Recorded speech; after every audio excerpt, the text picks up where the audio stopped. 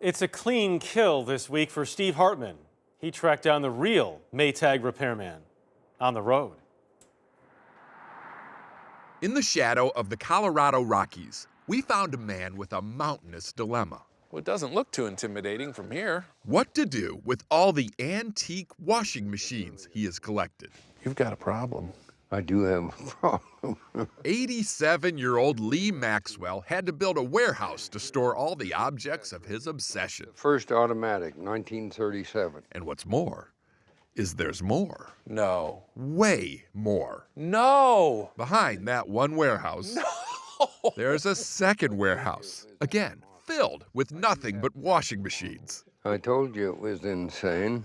It is one of the largest personal collections of anything in America. And Lee says it all began, innocently enough, with this one Maytag. He had just retired as an electrical engineering professor and was on a road trip with his wife Barbara when he saw this at a farm auction in Iowa. And by the time we got to Maine, we had 4. And that's where the furs started to fly. Yeah. She was thinking bad things about me. Yeah. That I Very lost bad my things. rocker, and I think maybe I did. By the time they got home, Lee had bought a dozen more and a trailer to haul them. There's a squeezer-scrubber combination. Today, there are nearly 1,500 different machines in his collection. Goes up and down. Ones that you power Push it. and ones that use power. So you put your sheep on here. Yeah. He's even got a model of one that was never mass-produced, that ran on child labor. So there would be one kid here and they would just go. One here, and then they'd teeter-totter.